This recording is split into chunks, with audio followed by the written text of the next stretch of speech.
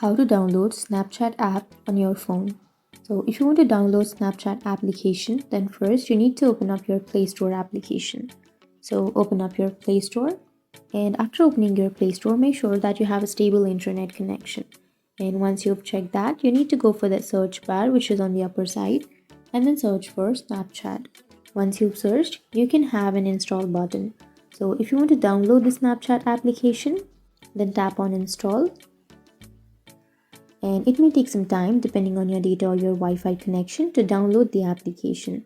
So once it's downloaded, you can simply tap on open, which is on the right side. And once you tap on open, you can sign up to your and once you tap on open, you can create your account by clicking on sign up, or you can log into your account by going for login.